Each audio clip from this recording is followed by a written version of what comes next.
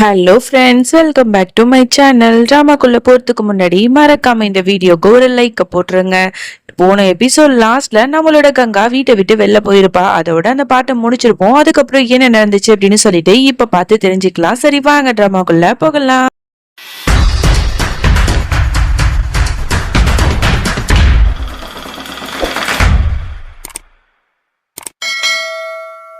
Starting சீன்ல நம்மளோட uncle தான் காட்டுறாங்க. கங்காவை காணோம் அப்படின்னு சொல்லிட்டு ரோடு முழுக்க கங்காவை தேடி அலையிறாரு. ஆனா எங்கேயுமே கங்காவை காணோம்.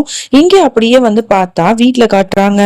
சாகரோட அம்மா குளிக்கிறதுக்கு அப்படியே போறாங்க. அப்ப பார்த்தா இந்த மாதிரி அவங்களோட ஜுவல்ஸ் எல்லாத்தையுமே கழட்டி வச்சுட்டு தான் போயிருப்பாங்க. அப்பா அங்க இருக்கிற வேலைக்காரி அந்த ஜுவல்ஸ் எல்லாத்தையுமே அப்படியே எடுத்து வச்சுக்கிறா. ஆட்டையை போட்டுடுறா யாருக்கும் தெரியாம. அதோட அவங்க குளிச்சுட்டு பாக்குறாங்க. பார்த்தா பயங்கர ஷாக்கு, நகையை காணோம். உடனே மாமியார்ட்ட போய் சொல்றாங்க, இந்த மாதிரி நகையை காணோம், எங்க போனுச்சுனே தெரியல அப்படின்னு சொல்லிட்டு. அப்ப அந்த கிழவி கன்ஃபார்மே பண்ணிடுது, இதை அந்த கங்கா தான் திருடிட்டு போயிருப்பா அப்படின்னு சொல்லிட்டு இங்க பேசிட்டு இருக்கும் போது அந்த இடத்துக்கு சாகர் வரான். அப்ப அவன்கிட்டயும் அந்த பாட்டி சொல்லிட்டு இருக்கு, இந்த மாதிரி கங்கா இங்க இருக்கிற நிறைய பொருளை திருடிட்டு போயிட்டா, உன்னோட விளையாட்டு ஜாமான் எதையாவது திருடிட்டு போயிருக்க போறா, போய் செக் பண்ணிட்டு வா அப்படிங்கிற மாதிரி சொல்ல அவனும் பதறி இடிச்சுட்டு அவனோட எல்லா பொருளையும் போய் பாக்குறான். எல்லாமே கரெக்டா தான் இருக்கு. உடனே பாட்டிட்டு சொல்றான், பாட்டி எல்லாமே கரெக்டா தான் இருக்கு அப்படிங்கிற மாதிரி சொல்லிட்டு இருக்கான். இருந்தாலும் இந்த பொண்ணு நம்ப கூடாதுப்பாங்கிற மாதிரி இங்க பேச்சு அடிபட்டு இருக்கு. இங்க அப்படியே கங்காவை தான் காட்டுறாங்க. அவ ஒரு வழியா தன்னோட அப்பாவை தேடி ஓடி போயிடுறா.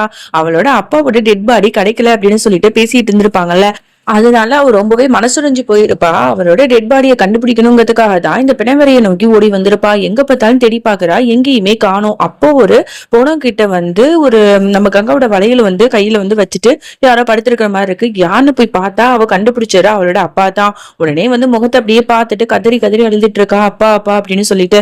நல்ல வேலை, கரெக்டான அந்த நேரத்துக்கு நம்மளோட அங்கிளும் அந்த இடத்துக்கு வந்துடுறாரு. உடனே கங்காவை வாமா அப்படின்னு சொல்லிட்டு அழைச்சிட்டு போயிடுறாரு. அதோட கங்காவை இந்த மாதிரி அவருக்கு இறுதி சடங்கு பண்ண வைக்கணுங்கிறதுக்காக எல்லா விதமான இதையும் பண்ணிட்டு இருக்காங்க. அப்ப அங்க ஒரு புரோகிதர் இருக்காரு. அவர் சொல்றாரு, இந்த மாதிரி பொண்ணுங்கெல்லாம் தகப்பனுக்கு கொல்லி வைக்க கூடாது, ஆம்பளை பசங்க தான் கொல்லி வைக்கணும் அப்படிங்கிற மாதிரி சொல்ல உடனே இதை கேட்ட அங்களுக்கு பயங்கரமா கோவம் வருது. இந்த காலகட்டத்திலையும் எப்படி நீங்க இப்படி எல்லாம் பேசிட்டு இருக்கீங்க, பொண்ணுங்க எவ்வளவோ துறையில சாதிக்க ஆரம்பிச்சுட்டாங்க, அப்படி இருக்கும்போது இந்த பொண்ணு தான் அவளோட அப்பாவுக்கு கொல்லி வைப்பா, இதுக்கு யாரு தடுக்கவும் முடியாது அப்படின்னு சொல்லிட்டு உடனே இவளையே எல்லாத்தையும் பண்ண சொல்றாங்க. அதோட அவளும் எல்லா விதமான சடங்கையும் பண்ணி அவளோட அப்பாவுக்கு கொல்லியும் வச்சிடுறா.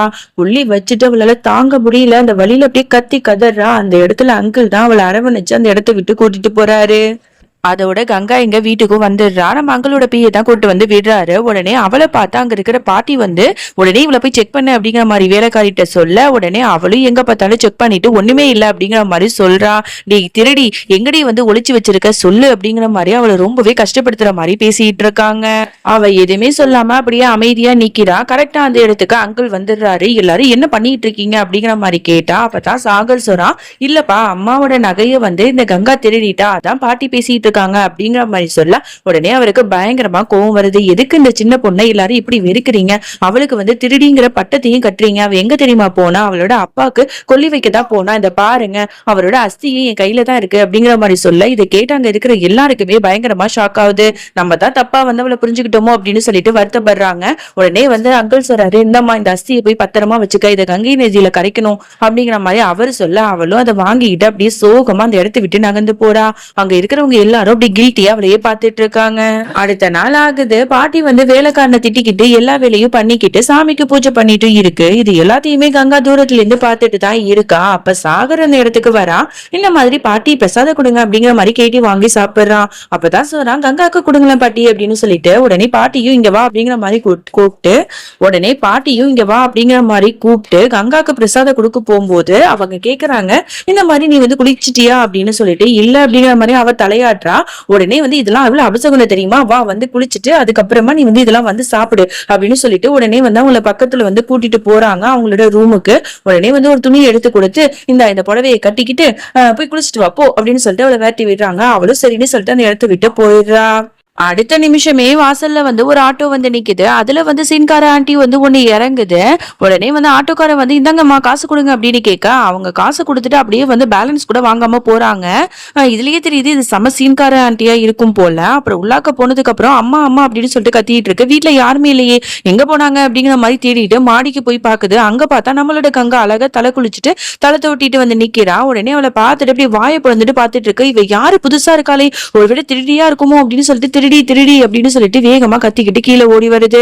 உடனே எல்லாரும் வந்துடுறாங்க. என்னடியாச்சு, எதுக்கு இப்படி கத்துற அப்படிங்கிற மாதிரி கேட்டா, அம்மா உங்களுக்கு தெரியுமா, மாடியில வந்து ஏதோ ஒரு பொண்ணு இருக்கா, அவ வந்து பார்க்க திருடி மாதிரி இருக்கா அப்படிங்கிற மாதிரிலாம் சொல்ல, உடனே அப்பதான் யாருன்னு பார்த்தா அது கங்கா. ஐயோ இவளா, இவ ஒண்ணு திருடிலாம் இல்ல, இவ இந்த வீட்டுல வந்து வேலைக்காரி மாதிரி தான் இருப்பா. இவளை வந்து உன்னோட அண்ணன் இருக்கானே, அவன் தான் வந்து அனாதையா இருக்கிறவள எல்லாம் வீட்டுல கூட்டு வந்து வச்சிருக்கான். இந்த கொடுமையெல்லாம் நான் எங்க போய் சொல்றது போ அப்படிங்கிற மாதிரி போலம்ப. என்னம்மா சொல்றீங்க, இந்த அனாதை பொண்ணை வீட்டுல கொண்டு வந்து வச்சிருக்காங்களா, இது என்ன சத்திரமா என்ன, எதுக்கு இப்படி என்ன பண்ணாரு அப்படிங்கிற மாதிரிலாம் ரெண்டு பேரும் காரசாரமா பேசிட்டு இருக்காங்க. இவளை எப்படியாவது இந்த வீட்டை விட்டு வெளில துரத்தணும் அப்படிங்கிற மாதிரிலாம் பிளான் போட்டுட்டு இருக்காங்க பக்காவா. இது எல்லாத்தையுமே தூரத்துல இருந்து கங்காவும் கேட்டு ரொம்பவே வருத்தப்படுறா. இவங்க இப்படி எல்லாம் பேசுறாங்களே அப்படின்னு சொல்லிட்டு அதோட அவ ரொம்ப சோகமா நடந்து போயிட்டு இருக்கா. அப்ப அந்த ஆன்ட்டியோட பையன் இருக்கான்ல, அவன் வந்து கங்காவை வந்து வேணும்னு விழ வைக்கணுங்கிறதுக்காக காலை வச்சு தடுக்கி தடுமாறி கீழே விழ வச்சிடறான். அவ அப்படியே விழுந்துட்டு எதுக்கு இப்படிலாம் பண்ற அப்படிங்கிற மாதிரி கேட்கிறா. நீ பாக்கிறதுக்கு வந்து விதவை பொண்ணு மாதிரி இருக்க, நான் அப்படிதாண்டி பண்ணுவேன், என்ன பண்ணுவேன் அப்படிங்கிற மாதிரி ரொம்ப திமுறா வந்து பேசுறான். ஒரு இவளுக்கு பயங்கரமா கோவம் வருது. கரெக்டா அந்த இடத்துக்கு சாகர் வரா. சாகர் வந்தோடனே சரி தனக்கு சப்போர்ட் பண்ணி பேசுவானா அவ ரொம்ப எதிர்பார்க்கிறா. ஆனா அவன் என்னன்னா அவன் கூட சேர்ந்து ரொம்ப ஜாலியா விளையாண்டுட்டு இருக்கான். உடனே இவளுக்கு பயங்கரமா கோவம் வருது. இவனை நல்ல ஃப்ரெண்டு அப்படின்னு சொல்லிட்டு நம்ம நினைச்சிட்டு இருந்தா, ஒரு கஷ்ட காலத்துல கூட இவன் நமக்கு துணையாவே நிக்க மாட்டானே அப்படின்னு சொல்லிட்டு ரொம்ப வருத்தப்பட்டுட்டு கோவமா அந்த இடத்தை விட்டே போயிடுறா. அதோட வந்து ரொம்ப சோகமாவே அவன் நின்றுட்டு இருக்கதை பார்த்துக்கிட்ட அந்த சாகரோட அம்மா இருக்காங்களே, அவங்க வந்து இந்தம்மா சாப்பாடு அப்படிங்கிற மாதிரி கொடுக்க, உடனே அதெல்லாம் வேணாம் அப்படின்னு சொல்லிட்டு அவன் அந்த இடத்தை விட்டே வேகமா ஓடி போயிடுறா. அப்புறம் சோகமா ஒரு இடத்துல உட்கார்ந்துக்கிட்டு தன்னோட அப்பாவை நினைச்சு ரொம்ப வருத்தப்பட்டு அழுதுகிட்டே இருக்கா. அப்ப வந்து இங்க சாகரை தான் காட்டுறாங்க. சாகர் வந்து அவன் அண்ணன்ட்ட பேசிட்டு இருக்கான்.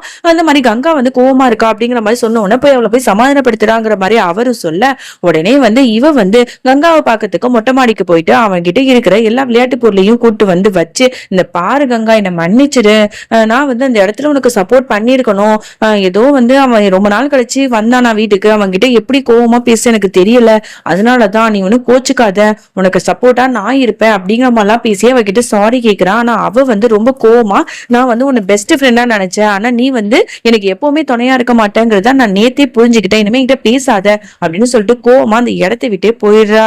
அதோட அடுத்த நாள் ஆகுது. சாகர் வந்து ஸ்கூலுக்கு வந்து கிளம்பிட்டு இருக்கா. அப்ப கங்கா போறா. அவளுக்கு ரொம்ப ஒரு மாதிரி இருக்கு. ஏன்னா சாகர் வந்து இவகிட்ட ரொம்ப கெஞ்சி பேசியிருப்பான்ல, பட் இருந்தாலும் இவன் வந்து ஓவரா அவன் மேல கோவப்பட்டமோ அப்படின்னு சொல்லிட்டு வருத்தப்பட்டுட்டு அவன் கிட்ட பேசலாம் அப்படின்னு சொல்லிட்டு போவா.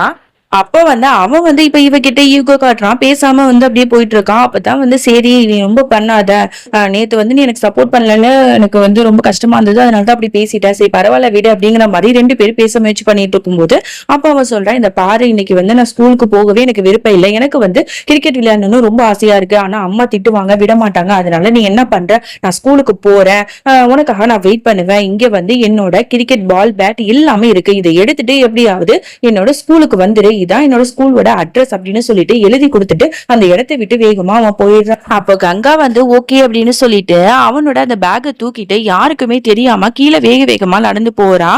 ஒளிஞ்சு ஒளிஞ்சு அவ போயிட்டு இருக்கும்போது எதுக்காப்புல வந்து அந்த வேலைக்காரி வந்து அந்த நகையை வந்து எடுத்துக்கிட்டு அப்படியே சைலண்டா நடந்து வந்துட்டு இருப்பா.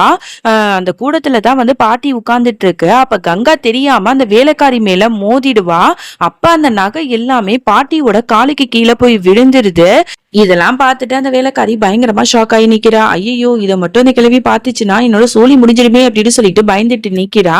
உடனே கங்கா வந்து பாட்டி உங்க காலுக்கு கீழே ஏதோ ஒண்ணு இருக்கு பாருங்க அப்படிங்கிற மாதிரி சொல்ல, உடனே அதை எடுத்து அந்த பாட்டி பார்த்துட்டு என்ன நகையா அப்படிங்கிற மாதிரி அப்படியே அதிர்ச்சியாகி பாக்குது. இதோட இந்த பாட்டை நம்ம முடிச்சுக்கலாம். இதுக்கப்புறம் என்ன நடந்துச்சு, இந்த நகையை திருடின அந்த வேலைக்காரிய பாட்டி என்ன பண்ண போகுது, கங்கா வந்து கிரிக்கெட் பேட் பாலை எடுத்துட்டு இந்த வீட்டை விட்டு போவாளா அப்படிங்கறதெல்லாம் பொறுத்து இருந்துதான் பார்க்கணும்.